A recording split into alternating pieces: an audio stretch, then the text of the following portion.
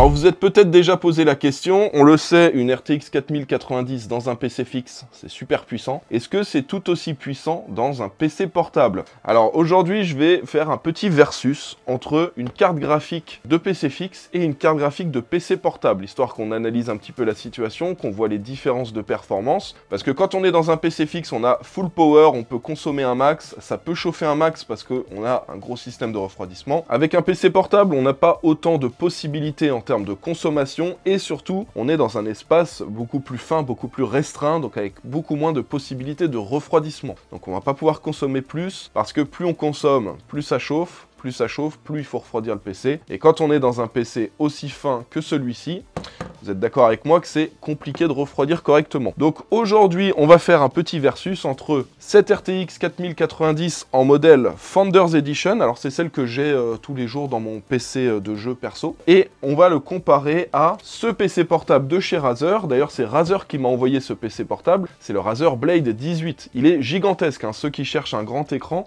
à mon avis, avec ce genre de PC, vous allez être contents. Donc là, on est sur l'ultra haut de gamme de chez Razer, on est sur un PC avec une RTX 4090 à l'intérieur, on est sur un processeur Intel Core i9 13950HX, donc le très haut de gamme de chez Intel pour les PC portables. On est, comme je vous l'ai dit, sur du format 18 pouces, en Quad HD, en 240 Hz, avec une belle dalle IPS. Je vous ferai un petit retour d'ailleurs sur la qualité de l'image. Vous allez voir, j'ai été très content de la qualité de l'image de cet écran-là. Alors bien sûr, là, on est sur de la DDR5, on est sur 32 Go de DDR5 à 5600 MHz. Et sinon, au niveau des specs, on a aussi deux disques de 1 Tera à l'intérieur. Et donc, ce PC portable, je vais le comparer à cette RTX 4090 de PC fixe, qui a techniquement la possibilité de consommer jusqu'à 600 watts. Je l'ai mis dans une config avec un i9 13900K, avec aussi de la DDR5, 32 Go pareil, et de la 5600 MHz, les mêmes fréquences, pareil avec les jeux sur SSD, exactement pareil. Et alors la question qu'on va se poser, c'est quelle est la différence de performance entre cette carte graphique en plein format et le modèle qu'on arrive à faire tenir dans un si petit espace. Vous en doutez bien, le PC portable va être moins performant. On est sur un PC portable qui en global a une carte graphique qui peut se consommer jusqu'à 170 watts. C'est déjà pas mal 170 watts, mais on se doute bien qu'une carte graphique à laquelle on laisse consommer que 170 watts face à une qui techniquement peut consommer jusqu'à 600 watts, vous vous doutez bien que les performances vont pas être les mêmes. J'ai essayé de faire une config qui se rapproche le plus possible, histoire de voir les équivalents entre PC portable et PC fixe. Donc un très gros i9 dans ce PC portable, un très gros i9 avec la config PC fixe, de la DDR5 avec les mêmes fréquences, les mêmes quantités, et des GPU similaires. Jusque là, on aura une version PC portable dans celui-ci. Alors vous pouvez dès maintenant faire vos pronostics dans les commentaires. Dites-moi à combien de pourcents vous pensez que le PC portable va être moins performant, et on verra si vous étiez proche du résultat. Moi j'ai déjà le résultat au moment où je tourne cette vidéo.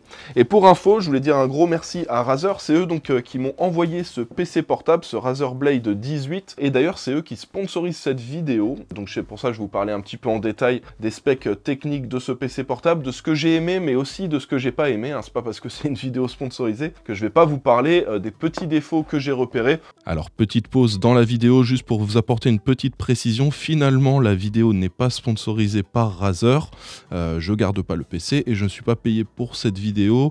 Il y avait 2-3 petits détails sur lesquels on n'arrivait pas forcément à s'entendre avec Razer sur le rendu final de la vidéo, et j'ai préféré annuler la sponsor sur celle-ci. Donc malgré ce que je dis dans la vidéo, il y a 2-3 moments où je dis que voilà, c'est sponsorisé par Razer, mais finalement ça ne l'est pas. Bon allez, profitez bien de cette vidéo, bon visionnage à tous. Vous verrez que globalement c'est quand même très positif, mais il y a certains petits points, je pense qu'il faut que vous soyez au courant avant d'acheter un PC portable comme celui-ci, parce que sachez qu'on est sur un PC portable à 5700 €. Donc avant d'acheter ça, il faut bien réfléchir pour pas se tromper. Donc écoutez bien les points positifs, mais surtout les points négatifs, histoire de pas faire d'erreur et de bien être au courant de tout avant de faire vos achats. Dites-moi si ça vous plaît ce genre de contenu. Je réfléchissais un petit peu et je me disais ça pourrait être intéressant de faire un versus PC portable entre par exemple une 3060 et un PC portable Core i3060. 3060. Essayez de prendre des processeurs assez similaires, la même quantité de RAM, ça peut être intéressant. Si ce concept vous plaît bien, vous me le dites en commentaire, vous mettez un petit like, et si ça vous plaît, n'hésitez pas à mettre un petit commentaire où vous me dites « Ah Guillaume, tu peux comparer une 4070 de PC portable face à une 4070 de PC fixe ?» Ça pourrait être super intéressant, je pense, pour ceux qui s'intéressent à la fois au PC fixe et au PC portable, histoire d'avoir le ratio de performance de l'un à l'autre. Bon, j'espère que la vidéo va vous plaire. Si c'est le cas, n'oubliez pas le petit pouce bleu, pensez à vous abonner si c'est pas déjà fait.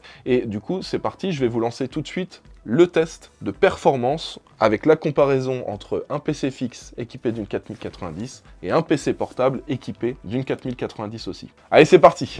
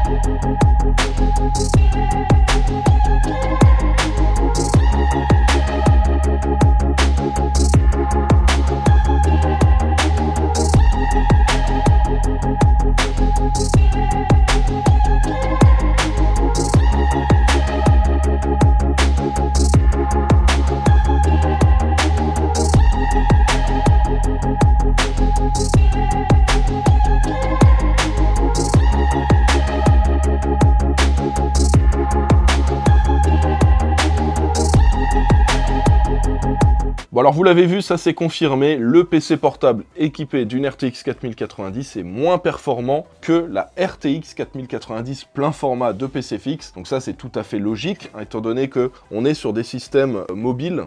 Et pour avoir de la mobilité et surtout pour avoir de l'autonomie, il faut que le PC consomme le moins possible. Il faut aussi qu'il consomme le moins possible pour éviter d'avoir des composants qui surchauffent. D'ailleurs, j'en vous parlerai un petit peu plus en détail, mais le système de refroidissement de ce PC Razer est plutôt bien pensé. On a un triple système avec 3 ventilateurs, vous voyez sur le dessous. Je vous en parle un petit peu après pour les points positifs et les points négatifs de ce PC portable. Mais voilà, c'est très important d'avoir un PC portable qui refroidit bien pour pouvoir lui permettre de consommer au maximum et d'avoir le plus de performance possible. Il faut aussi prendre en compte l'autonomie, hein, avec ce genre de PC portable. Quand vous êtes avec une RTX 4090, si vous voulez vraiment avoir une bonne autonomie, essayez quand vous jouez, quand vous utilisez des grosses performances, d'être branché avec un câble secteur. Pour info, tous les tests ont été faits en étant branchés, histoire d'avoir le maximum de performance. Alors où est-ce qu'on en est en termes de performance? Sachez déjà que c'est délibéré si je vous ai fait le test en Full HD, en Quad HD, en 4K, parce que je sais que voilà, là vous avez un PC portable avec un écran Quad HD,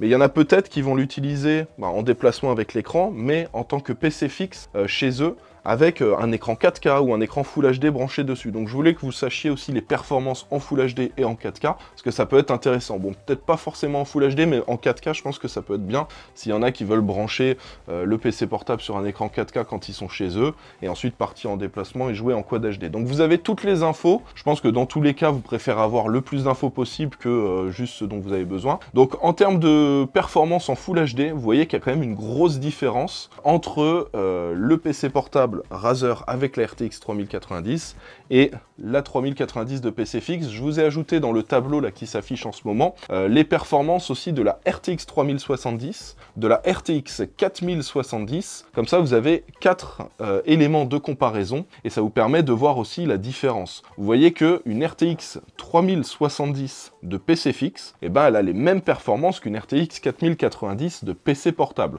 Donc ça, c'est quelque chose d'important à savoir. C'est le cas, sachez que c'est le cas pour quasiment toutes les cartes graphiques de PC portable. En général, vous divisez par 2 les performances parce que on est justement dans un produit mobile avec une batterie, avec un espace restreint pour le refroidissement, et c'est des contraintes qui permettent pas d'avoir autant de performance que dans un PC fixe. Donc sachez-le bien, parce que je sais qu'il y en a des fois, ils achètent un PC portable, ils se disent tiens, j'ai une RTX 4070 dans mon PC portable, mais je comprends pas, j'ai moins de performance que mon pote qui a un PC fixe avec une 4070. Et ben c'est normal, et c'est dû justement à ces contraintes de refroidissement et de consommation. Donc avoir un PC portable, ça a des avantages parce qu'on gagne en mobilité, vous partez en vacances, vous l'emmenez avec vous, vous l'avez dans le sac, c'est super pratique. Par contre, il y a aussi des petits inconvénients, et c'est justement ça, on a en général moins de performance pour limiter la chauffe et pour optimiser au maximum l'autonomie du PC. Donc comme vous le voyez sur de la Quad HD, on voit que le PC portable Razer est légèrement plus performant que la RTX 3070, d'environ 8%. Il est aussi très légèrement plus performant en 4K, par contre en Quad HD c'est un peu moins. Ça peut être dû au fait que là on était sur un 13900K, alors que là on était sur un i9 mais de PC portable, donc c'est pareil, en termes de consommation on est un petit peu plus limité. On va dire qu'on est un petit peu au-dessus de manière générale d'une 3070, parce que je pense que si vous utilisez ce PC portable de temps en temps en tant que PC fixe, donc branché avec un écran externe, vous n'allez pas mettre un écran Full HD, plutôt Quad HD 4K. Donc gardez bien en tête qu'avec ce PC portable, on a un peu mieux que les performances d'une RTX 3070 de PC fixe. Donc ça reste quand même des performances qui sont incroyables pour un PC portable. On reste sur le PC portable le plus performant actuellement possible, jusqu'à ce que peut-être, je sais pas, on nous sorte une 4090 Ti ou qu'on ait des RTX 5000 d'ici 1 an et demi. Mais actuellement, voilà, vous avez ce qui se fait de plus performant actuellement. Alors quel est mon avis sur cette différence de performance? Donc on a une 4090 qui est presque 2 fois plus performante que le même modèle mais en version PC portable. Alors moi je suis pas du tout étonné par la différence de performance, c'est ce qu'on retrouve quasiment à chaque fois en termes de performance sur les PC portables, d'autant plus quand on est sur des PC portables qui sont assez fins. Là on a de la chance, on a un modèle où ils ont laissé quand même des permissions en termes de consommation à la carte, c'est ce qui fait que les performances sont quand même très très bonnes sur celui-ci. Mais de manière générale, voilà, c'est ça. Vous avez un PC portable, vous avez une 4060, elle est 2 fois moins performante qu'une 4060 de PC fixe. C'est comme ça en général. Donc en termes de performance, moi perso, j'ai pas été étonné. Après, le truc, c'est le rapport performance-prix. On se dit que là, d'un côté, on a un PC portable à 5700 € qui va être aussi performant qu'un PC fixe avec une RTX 3070. Donc moi, mon avis là-dessus, c'est qui va acheter un PC portable comme celui-ci. Ça va être uniquement les personnes qui veulent le maximum de performance, peu importe le prix, donc les personnes qui sont no budget, voilà, aucune limite de budget, et vous pouvez monter très très haut, et vous voulez aucun compromis sur les performances. C'est là où ce genre de PC va être intéressant. Par contre, je pense que ça peut être plus intéressant pour certains d'entre vous de partir sur un modèle comme celui-ci, mais avec des cartes graphiques moins performantes. Je pense que le bon choix, ça peut être de partir sur un PC comme celui-ci avec un bon châssis. Je vais vous en parler un petit peu plus en détail des points positifs de ce PC, mais de partir sur un modèle comme celui-ci, mais pas forcément avec la plus grosse carte graphique. Parce que quand vous allez prendre l'option avec la RTX 4090, vous verrez que c'est une option à 2000 €. Est-ce que c'est pas plus intéressant de se dire, j'achète un modèle comme celui-ci, mais un modèle à 3000 ou 3500 €? Vous avez déjà des très très bonnes performances avec ces modèles-là. Si vous prenez les modèles avec 4070 ou 4080, c'est déjà très intéressant en termes de performance, alors que là, c'est exactement comme avec les PC fixes, on va payer beaucoup plus cher pour un petit peu de performance en plus. Et je pense que le choix judicieux, plutôt que de se dire, allez, j'en achète un à 5700 € et je le garde 5 ans et dans 5 ans il est obsolète, se dire plutôt tiens je vais en acheter un à 3500 €, je vais le garder et pendant 4 ans, 4 ans et demi il va être au top et je changerai un petit peu après parce qu'au final si on regarde combien ça nous coûte chaque année, ça coûtera quand même beaucoup moins cher de partir sur un modèle avec la carte graphique en dessous ou un ou deux modèles en dessous et de se dire je vais le garder un an de moins mais par contre j'aurai quand même quelque chose qui va me coûter beaucoup plus cher au départ. Donc voilà mon avis, je pense que ceux qui veulent le max de performance sans aucun compromis et qui n'ont pas de limite de budget, vous pouvez partir là-dessus, vous ne serez pas déçus, là-dessus vous allez avoir un max de performance, à moins qu'ils sortent des nouveaux GPU encore plus performants, là vous êtes tranquille pendant pas mal de temps en termes de PC portable. Mais le choix intelligent selon moi, c'est de partir sur un PC portable voilà, bien conçu avec un bon châssis, mais avec le modèle de carte graphique en dessous peut-être, donc 4070 ou 4080, c'est là qu'on aura un bon rapport performance-prix. On gardera le PC portable peut-être un tout petit peu moins longtemps, mais il coûtera beaucoup moins cher à l'achat. Alors je vais vous parler maintenant rapidement des points positifs et des points négatifs que j'ai notés sur ce PC portable. Donc même si on est sur une vidéo sponsorisée par Razer, hein, comme je vous l'ai dit pendant l'intro, il y a des points positifs, mais il y a aussi des points négatifs. C'est pas parce que c'est une vidéo sponsorisée par Razer que je vous parle pas des points négatifs. Il y a quand même des choses importantes à noter, et surtout quand on fait un achat de ce prix-là, parce que là on est sur un PC haut de gamme, il y a quand même des choses importantes à noter, et voilà, je vais vous expliquer ça tout de suite. Alors on commence par les points positifs, et ensuite je vous parlerai des points négatifs. Alors premier point positif, ce qui est cool, c'est que là on a un PC portable au top en termes de performance. Donc comme vous l'avez vu, on a les performances en termes de graphique d'une RTX 3070, ce qui veut dire que ce PC portable, vous pouvez l'emmener un peu partout, l'utiliser, partir en vacances avec, mais quand vous êtes chez vous, vous pouvez le mettre sur le bureau, brancher un câble HDMI, et ensuite l'utiliser en tant que PC fixe. Et ça c'est intéressant parce que c'est un PC qui va avoir une double utilité. Souvent les PC portables, les gens ils préfèrent avoir un PC fixe chez eux et un PC portable quand ils partent en déplacement. Là on se dit bon, je mets un gros billet dans l'achat de mon PC portable, mais ça va être un PC ultra polyvalent parce qu'il fera office à la fois de PC fixe et de PC portable. Ça c'est plutôt cool. À côté de ça, quand vous êtes en déplacement, ce qui est bien c'est qu'on a un super bel écran. Alors en termes d'écran on est sur du 18 pouces, donc c'est du grand format. On est sur de la Quad HD, c'est même un peu plus que de la Quad HD, parce que Quad HD c'est 2560 par 1440, là on est à 2560 par 1600, donc c'est un PC avec un écran qui est un petit peu plus haut que ce qu'on voit d'habitude en 16 neuvième, là c'est du 16 dixième, et en plus de ça, on a un taux de rafraîchissement incroyable, 240 Hz, ce qui veut dire que vous aurez une fluidité incroyable quand vous serez en train de jouer. La dalle, c'est une dalle IPS, il y a un réglage qu'ils ont fait pour la gestion des couleurs, etc. On a les couleurs qui sont super vives, très intéressantes, et quand on fait du jeu vidéo, c'est vraiment au top. Pour info, si vous voulez utiliser ce PC portable pour travailler, et notamment faire de la colorimétrie si vous faites du montage vidéo, ou faire un petit peu de Photoshop, tout ça, je vous conseille d'ajouter des profils, histoire d'avoir des couleurs neutres, parce que là, en fait, c'est réglé de manière à ce que ça pop et que ce soit magnifique à l'œil. Donc quand on fait du jeu, jeu, c'est au top, mais sinon rajoutez-vous un profil dessus. Vous voulez faire avoir des couleurs ultra fidèles si jamais vous travaillez de la photo ou par exemple vous faites de la colorimétrie sur du montage vidéo. Autre point positif, je vous le montre tout de suite, c'est le chargeur. Alors le chargeur, c'est quelque chose, les gens n'y pensent pas forcément à chaque fois, mais quand on prend un PC portable, on veut qu'il soit fin, on veut qu'il soit léger, etc. Et puis si on fait pas attention au bloc chargeur, on se retrouve avec un truc soit qui est super lourd, soit qui est super encombrant, et c'est quelque chose qu'on transporte en plus du PC. Là, on est sur un bloc de 330 watts. Je vous laisse regarder les specs des PC portables que vous voulez acheter. C'est rare qu'on ait du 330 watts sur des blocs chargeurs. Donc là, ça, c'est efficace et c'est pas trop lourd. On est aux alentours des 800 grammes en termes de poids, et le bloc de recharge va pas rajouter un poids énorme dans le sac. Pour info, le PC portable pèse 3 kg, ce qui fait qu'on sera aux alentours des 3,8 kg une fois qu'on aura le bloc de chargement. Donc ce qui est cool, c'est que on reste sur quelque chose qui est transportable facilement dans un sac. On peut se balader toute la journée avec ça sur le sac à dos. Ça va pas poser de soucis particuliers, ça va pas être une charge trop élevée sur le dos. Une autre chose intéressante que j'ai repérée, c'est le pavé tactile. Alors vous voyez, le pavé tactile est assez grand. Étant donné qu'on est sur un format 18 pouces et qu'en plus c'est pas exactement du 16/9, c'est un ratio avec un écran un petit peu plus haut, ça fait qu'on a une grande surface. Alors on a le clavier qui est à ce niveau-là, on a des enceintes sur les côtés, et du coup ils avaient pas mal d'emplacements pour le pavé tactile. Alors ça c'est cool dès qu'on est un peu en mode mobilité, qu'on utilise le PC pour aller, je sais pas, sur internet, regarder des films, etc. Le pavé tactile est super grand, ça fait une grosse différence en fait. Moi je m'étais jamais posé la question, d'habitude il y a des petits pavés tactiles, j'utilise ça comme ça et je me suis jamais dit ah un grand pavé tactile ce serait mieux. Et en fait une fois qu'on a commencé à utiliser ça, on se dit c'est un super confort et on aimerait bien avoir ça sur tous les PC portables. Alors c'est pas possible sur tous parce qu'un PC portable en 13 pouces, ça va pas être possible d'avoir un aussi gros pavé tactile. Mais là c'est cool, c'est un des avantages d'être sur un PC portable avec un grand format d'écran, parce que ça donne des bonnes possibilités pour le pavé tactile. Autre point positif, je vous en ai parlé rapidement, c'est le clavier. Le clavier est vraiment super agréable. Alors on est sur un clavier classique de PC portable, c'est pas du mécanique, hein. On sait qu'il y a certains PC portables qui existent où il y a du mécanique. Là c'est pas le cas, mais le clavier est très agréable. On a un rétroéclairage RGB, vous pouvez configurer ça dans Razer Synapse, donc ça c'est plutôt cool. Par contre, les touches sont assez basses. Alors au début ça fait un peu bizarre, et au final on s'y habitue rapidement, et quand on utilise le clavier par exemple pour discuter sur Discord, etc., taper du texte, au final c'est vraiment super agréable, et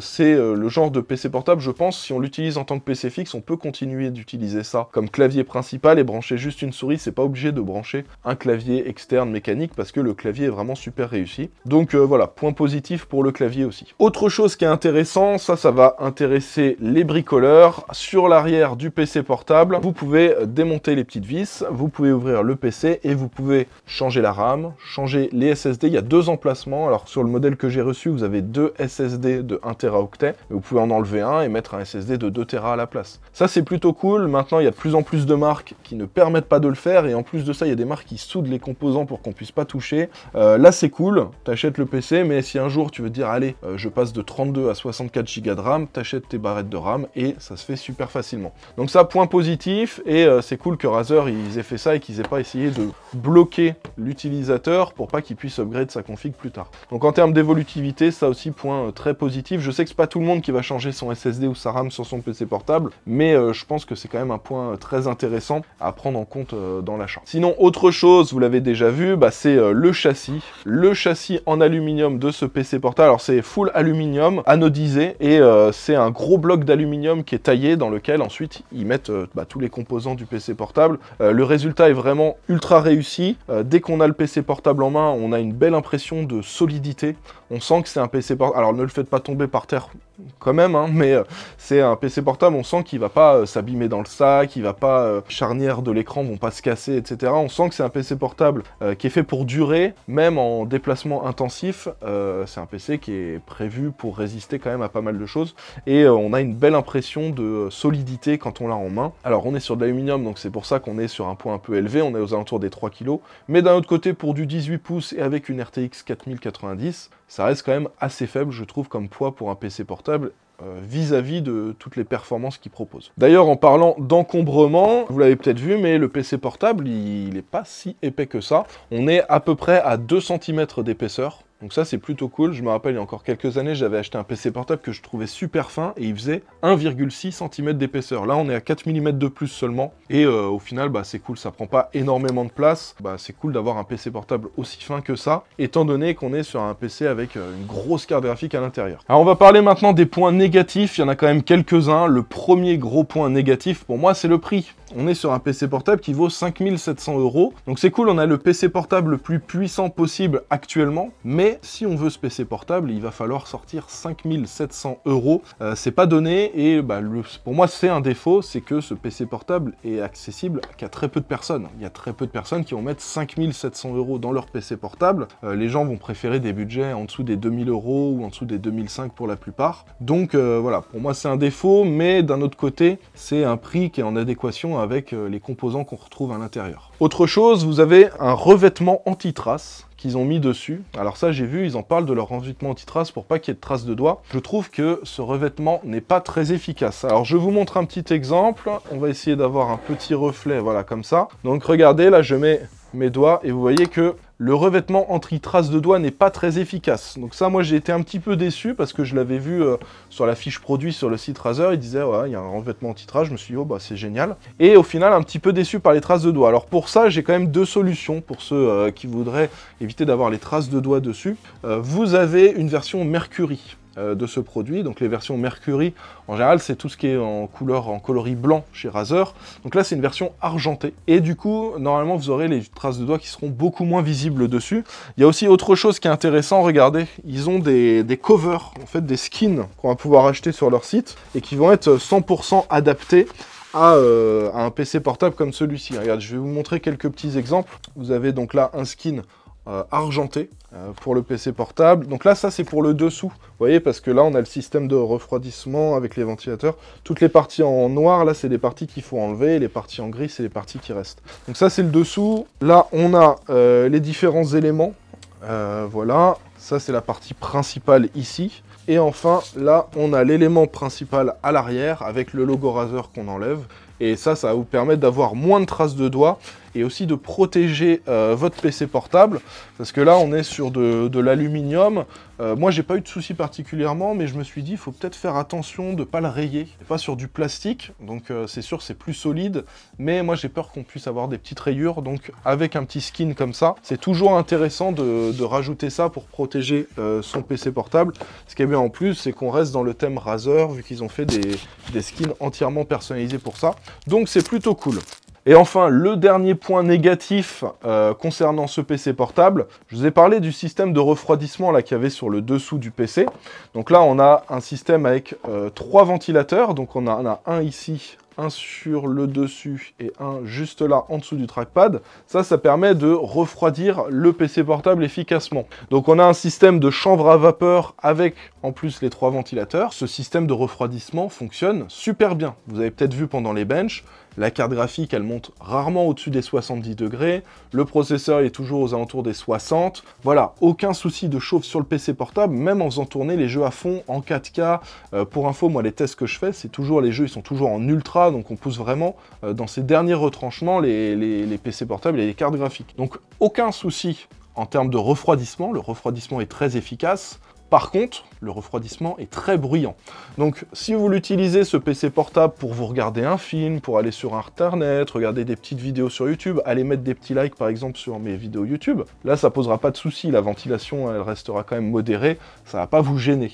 Par contre, dès que vous allez lancer un jeu, si vous allez faire du montage vidéo et faire un rendu d'une vidéo sur ce PC, dès que vous allez en demander beaucoup au PC, qui va beaucoup consommer, beaucoup chauffer, et que du coup le système de refroidissement va se lancer, là ça va être vraiment très bruyant. Et du coup, si vous faites du jeu vidéo avec, moi la grosse recommandation que je vous donne, c'est d'utiliser un casque. Même si on a un système son qui est assez efficace et de bonne qualité dessus, pour une utilisation gaming, ou pour une utilisation intensive, professionnelle, avec des logiciels qui risquent de faire chauffer les composants, c'est absolument obligatoire de mettre un casque.